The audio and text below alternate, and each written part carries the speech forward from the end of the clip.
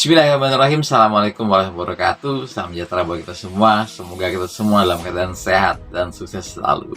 Oke kawan-kawan, tanpa terasa sebentar lagi kita akan melampaui tahun 2022 dan kita akan memasuki tahun 2023. Tentu kita semua punya harapan tahun 2023 adalah menjadi tahun yang lebih baik daripada tahun 2022.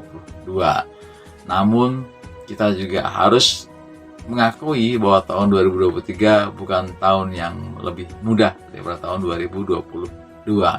Tentunya kita harus mempersiapkan sesuatunya dengan baik agar kita bisa mencapai tahun 2023 secara lebih baik lagi dibandingkan dengan tahun 2022. Oke kawan-kawan, tidak semua orang punya tujuan kawan-kawan. Jadi kadang-kadang waktu dilewati begitu saja. Tahun 2020, 21, 22, 23 seterusnya dianggap sebagai biasa saja, sehingga mereka tidak punya goal-goal, tidak punya tujuan-tujuan yang mau dicapai di tahun tersebut.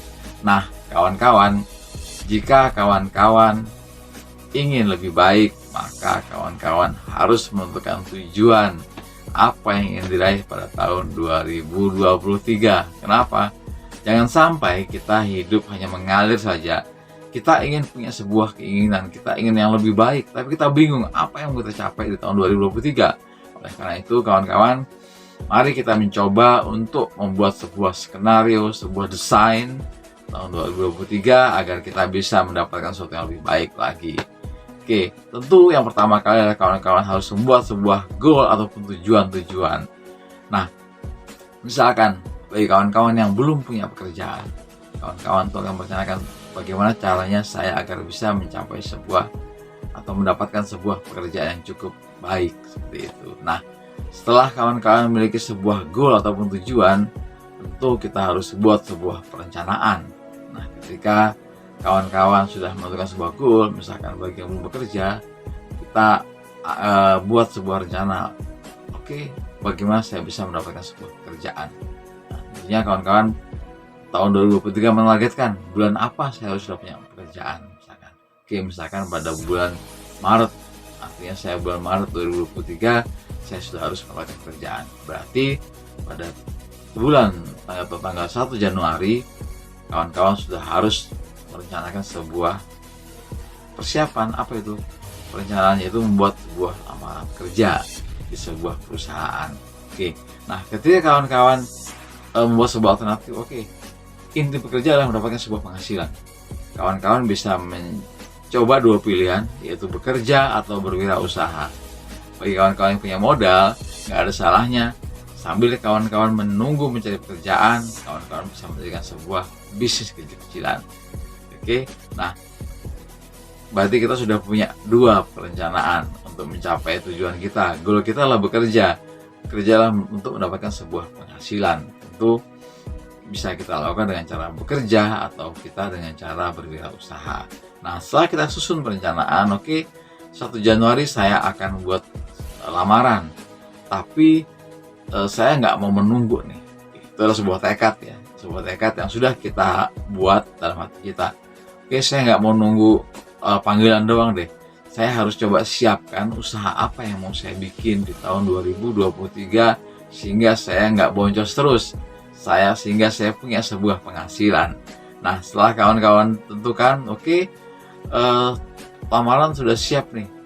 Nah, untuk lamaran kita desain lagi perusahaan apa yang mau saya lamar gitu kan. Nah, saya misalkan, oke, saya seorang ahli di bidang marketing misalkan, berarti saya harus melamar di pemasaran. Atau misalkan, oke, saya bisa basic saya marketing, tapi saya ternyata pintar di IT nih, saya pintar di programmer, saya pintar di desainer. Artinya teman-teman bisa mencari alternatif perusahaan lain, yaitu selain jasa marketing juga perusahaan yang bergerak di bidang IT, ataupun mungkin menjadi sebuah tenaga IT di perusahaan marketing seperti itu. Nah, sudah mulai terencana nih, ada dua perencanaan. Yang ketiga mungkin, oh ya, tadi saya sambil menunggu panggilan, saya akan mencari usaha nih. Saya akan bikin usaha kecil nih. Oke, kita buat usaha kecil kita tulis. Tapi ternyata saat saya buka usaha kecil, saya ada kendala apa? Modal. saya nggak punya banyak modal untuk usaha. Saya kalau mau bisnis harusnya minimal punya uang, punya modal misalkan 1 juta, baru saya bisa usaha. Oke kawan-kawan, kira-kira ada nggak solusinya? Banyak sekali kawan-kawan. Mungkin kawan-kawan bisa mulai sebuah usaha yang nggak pakai modal, atau misalkan modalnya kuota lah ya, yaitu kawan-kawan bisa menjadi reseller ataupun dropshipper seperti itu. Oke, setelah kawan-kawan bisa mungkin bisa pakai di salah satu marketplace ya, mau Shopee, Tokopedia, Lazada dan sebagainya. Nah oke, setelah saya pilih, oke saya akan pilih Shopee nih, tapi saya nggak punya akunnya misalkan, saya nggak ngerti caranya gimana, saya harus belajar menjadi seorang reseller ataupun dropshipper. Nah kita menyiapkan langkah lagi. Oke, sebelum saya buka usaha ini saya belum ngerti nih, berarti apa, saya harus menambah knowledge saya terkait dengan apa itu usaha reseller, apa itu dropshipper. Oke, terus saya pelajari nih terkait reseller, terkait dropshipper seperti ini mekanismenya. Oke, nah saya harus punya akun nih kan, saya harus punya akun Shopee, Lazada, Tokopedia, tapi saya nggak tahu caranya. Browsing lagi, oke gimana caranya buka akun di marketplace. Nah setelah buka akun, kawan-kawan bikin akun, oke saya udah punya akun nih, terus saya nggak bisa cara postingnya dan sebagainya. Tentu kawan-kawan akan belajar lagi, artinya kita harus mencari knowledge bagaimana kita bisa mencapai apa yang kita inginkan. Oke, setelah kita selesai untuk bikin akun misalkan, selesai akunnya, terus saya nggak bisa jualnya nih, gimana cara uploadnya, browsing lagi. Oke, nah terus saya harus cari toko yang murah dong untuk saya dapat untung. Nah saya gimana caranya nih? Oke, nah kemudian saya juga bisa ada 2 pilihan kawan-kawan. Jadi kawan-kawan bisa mencoba untuk menjual barang misalkan secara online kembali, jadi sebagai reseller, atau kawan-kawan bisa beli dulu itu barang terus jual secara offline.